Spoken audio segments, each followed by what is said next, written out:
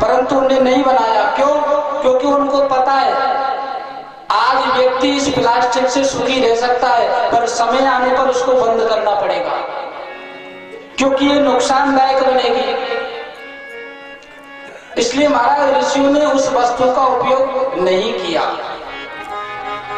जो उपयोग आज विज्ञान कर रहा है। आज कर्दम ऋषि ने महाराज कामक नाम का विमान बनाया। इस विमान का स्वभाव है कि जो अपने मन में आवे उसी प्रकार से विमान चलता है। आप कहोगे कि विमान से हमें किसी तीर्थ यात्रा पर जाना है तो विमान आपको वहीं ले जाएगा, क्योंकि 40 वर्ष तक साधना की है कर्दम ऋषि ने। उस 40 वर्ष की साधना का वो फल है विमान।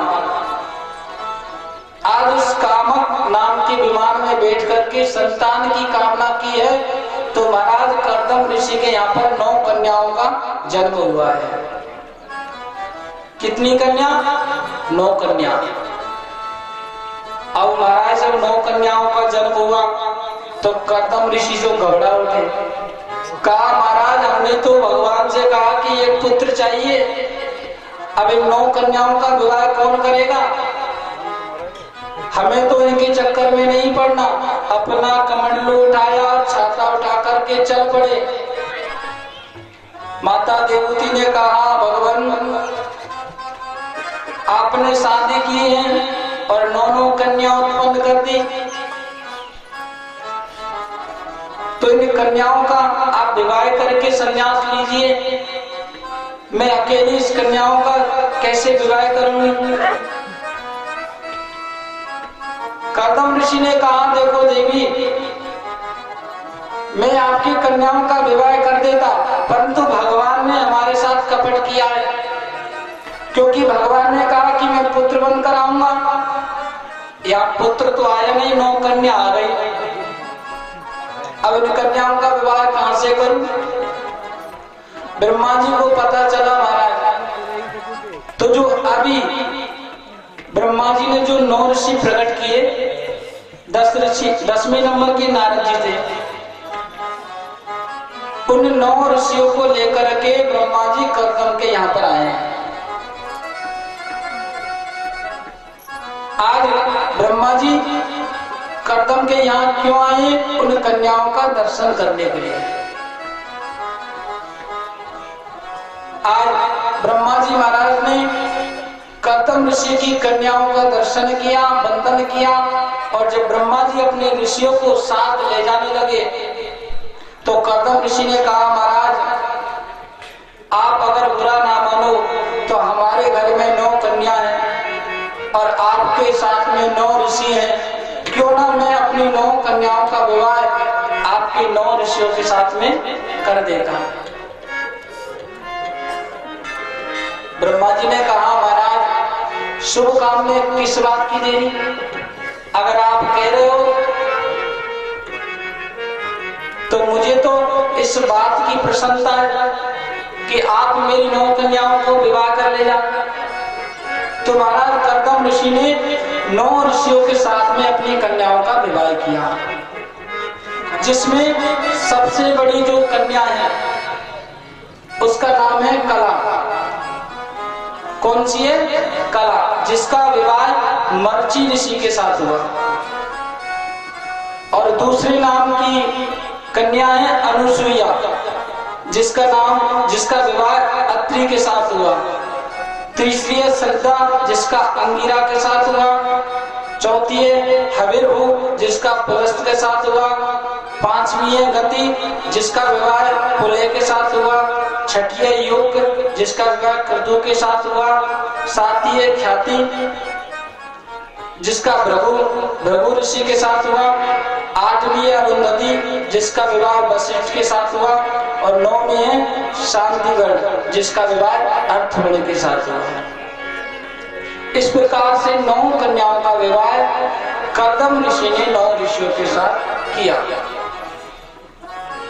अब महाराज 9 कन्याओं का विवाह तो हो गया, पर कर्दम ऋषि से कुछ वादा किया था, वो वादा भी पूरा नहीं हुआ। तो देवी ने कहा, ऋषियों आपका वादा अवश्य पूरा होगा, आप कुछ समय का धैर्य रखिए। क्योंकि कोई वस्तु को पाने के लिए हमको धैर्य रखना पड़ता है, उसका इंतजार किया जाता है। और कहावत भी है, समय का फल मीठा होता है। यानी व्यक्ति अगर धैर्य रखता है तो वो फल अवश्य मीठा होता है। आज समय आने पर महाराज माता देवहूति के गर्भ से एक बालक का जन्म हुआ है, जिसका नाम है कपिल देव भगवान। बोले कपिल देव भगवान की जय। जय जय श्री राम। आज 9 कन्याओं का विवाह महाराज ब्रह्मा जी के ऋषियों के साथ हुआ। और 10वें नंबर की जो पुत्र हैं कपिल भगवान।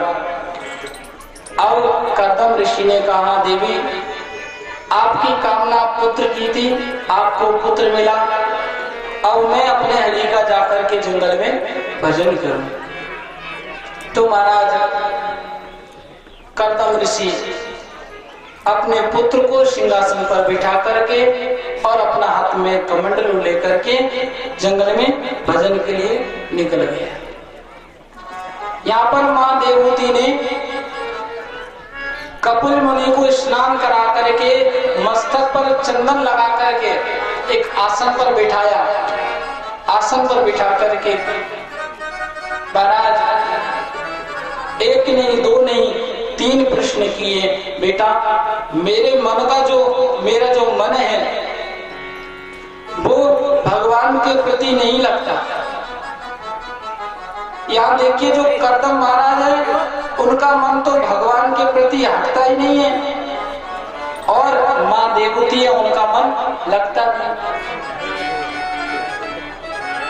क्योंकि हमारे आंखों से, हमारे कानों से जैसा सुनेंगे वैसा ही हमारा मन चाहेगा। अगर हम भगवान की मूर्ति का दर्शन करेंगे तो हमें भगवान का चिंतन ही मन में आएगा। पर महाराज आजकल जो पूजा करते हैं ना, वो पूजा बड़ी अजीब है। मंदिर में पूजा करने जाते हैं तो महाराज अपने पादुका, अपनी चप्पलों को उस जगह खोलते हैं जब भगवान का भी दर्शन हो और चप्पलों का भी दर्शन हो। यानी कोई चप्पलों को अपनी को उठाकर नहीं ले जाए, यानी विश्वास नहीं है। इसलिए भगवान हम लोगों को प्राप्त नहीं होता। आज माता देवहूति कपिल भगवान से यही प्रार्थना करती है, बेटा मेरा जो मन है, मेरी जो लगन है, आप उस परमात्मा में लगाओ, जिससे मैं आपके पिता जैसे तपस्या कर रहे हैं वैसे ही मैं तपस्या करूं। आज कपिल भगवान मां देवहूति को उपदेश देते, धीरे धीरे करके महाराज मां देवहूति की भगवान के प्रति लगन लगने लगी। लागी लगन मत तोड़ना प्यारे, लागी लगन मत तोड़ना, हरि जी मोरी लागी लगन मत तोड़ना, हरि जी मोरी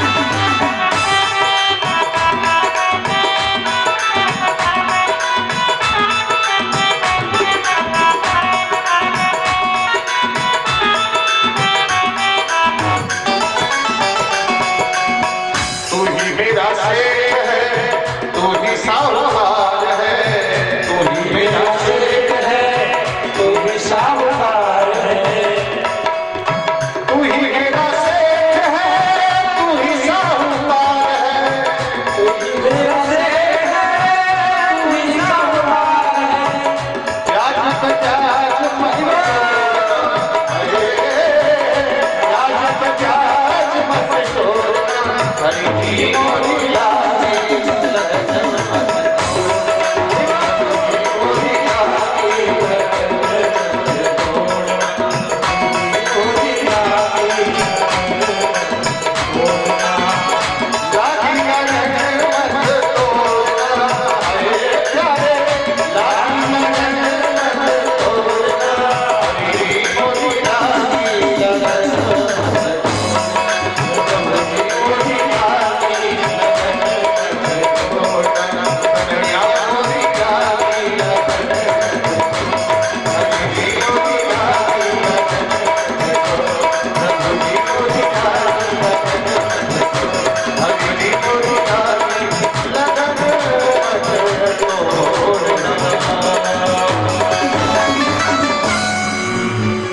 बोली वृंदावन बिहारी लाल की जय। जय जय श्री राधे श्याम।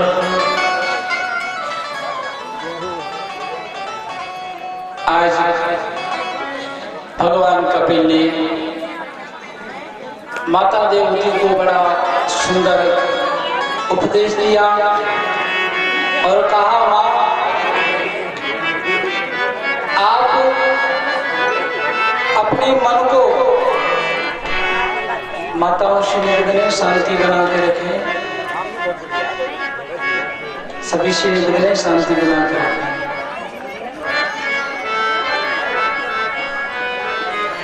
आज कपिल भगवान ने उपदेश दिया और कपिल भगवान ने माँ से कहा, माँ इस मन को भगवान के भजन में लगाने के लिए कोई कार्य नहीं किया जाता, केवल इस मन को भगवान के तरफ मोड़ा जाता है बस।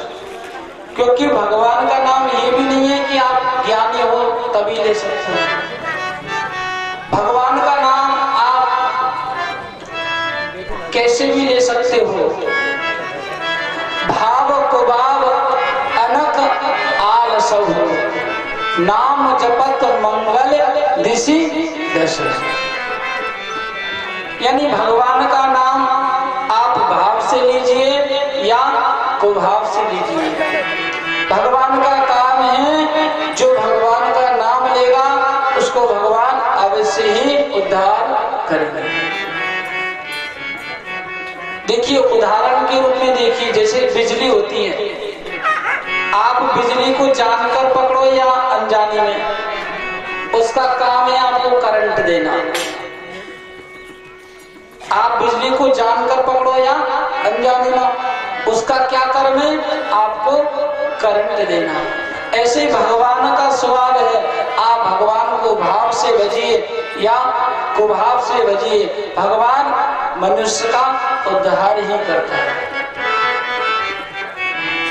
आज माता देवती ने कपिल भगवान से दूसरा प्रश्न किया है कि बेटा ये बताओ, अगर संसारी लोगों को बाहर सुख नहीं है तो जो बालक जन्म लेता है उस बालक को गर्भ में तो सुख मिलेगा,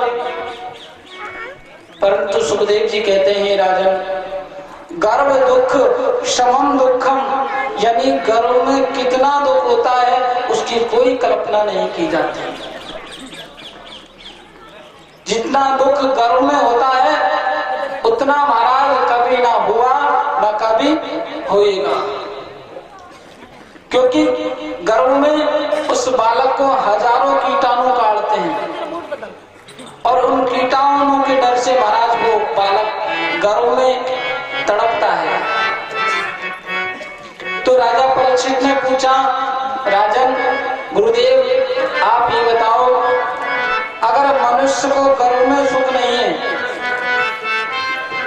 तो इस मनुष्य को बाहर इस मृत्यु लोक के बाद तो सुख मिलेगा, परंतु महाराज इस मानव तन को इस मृत्यु लोक में आ जाने के बाद भी सुख नहीं है। क्योंकि बताया है मात पिता बालकन बुलावे उदर घरे सोई धर्म सिखावे। यानी बालक भगवान में मन को इसलिए नहीं लगाता है क्योंकि वो माँ बाप उस बालक का मन माया में लगा देते हैं। और आप सबको पता है कि बालक का जन्म होता है तो सबसे पहले माया कौन पकड़ाती है, आपको पता है? बुआ जी।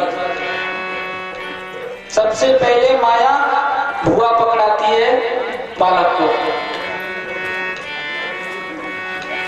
तो सुखदेव महाराज ने कहा राजन, ना घरों में दुख सुख है ना बाहर सुख है।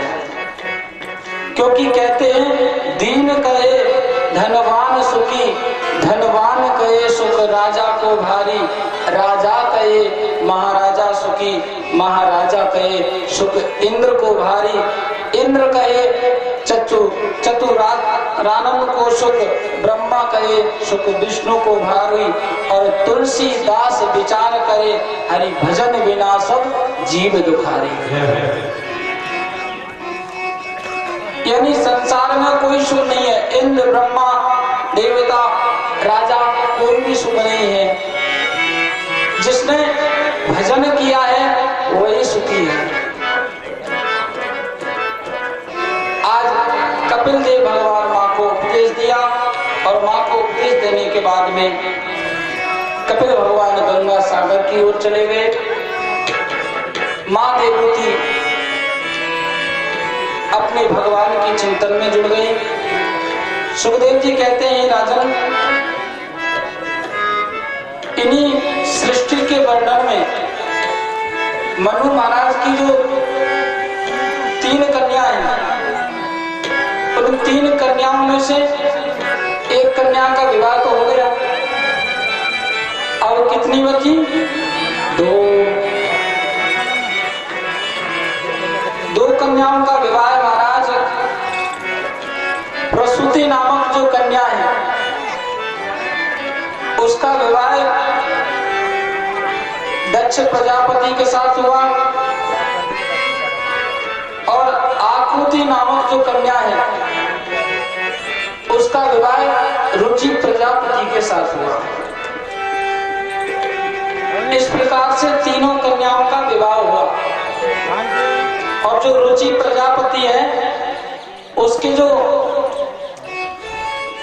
पत्नी है आकृति, उस आकृति से के गर्भ से महाराज यज्ञ भगवान का प्रागट हुआ, और उन यज्ञ भगवान का विवाह दक्षिणा के साथ हुआ।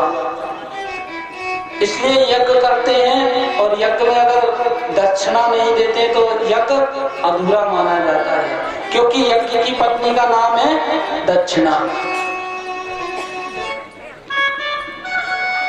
सुखदेव जी कहते हैं राजन, जो दक्ष प्रजापति है इसके 2 विवाह हुए, ध्यान दे के सुनना। एक पत्नी का नाम है प्रसूति और दूसरी पत्नी का नाम है अश्वनी। अश्वनी के गर्भ से महाराज 60,000 कन्याओं का जन्म हुआ, जिसमें 10 धर्म को, 27 चंद्रमा को और 17 कश्यप को, 2 भूतों को, 2 अंगिरा को और 2 कृशाप को, कृशाप प्रजापति को। इस प्रकार से जो अश्वनी नाम की स्त्री है उसके गर्भ से इन कन्याओं का जन्म हुआ। और जो प्रसूति है उनके महाराज 16 कन्याएं। 16 कन्याओं में सबसे छोटी कन्या है जिसका नाम है मां सती। और सुखदेव जी कहते हैं राजन, माता सती के कोई भी संतान नहीं हुई। राजा परीक्षित पूछते हैं, गुरुवर आप ये बताइए मां सती की संतान क्यों नहीं हुई? आप हमें विस्तार से बताइए। तब सुखदेव जी महाराज कहते हैं, राजन आप अगर पूछते हो तो मैं आपको विस्तार रूप से बताता हूं कि मां सती के गर्भ से कन्या का जन्म क्यों नहीं हुआ। सूयताम देवनाम दक्ष प्रजापति सवः देवानाम सदात्मानं पुरुषो देवा सदा दक्ष प्रजापति। सुखदेव जी कहते हैं, राजन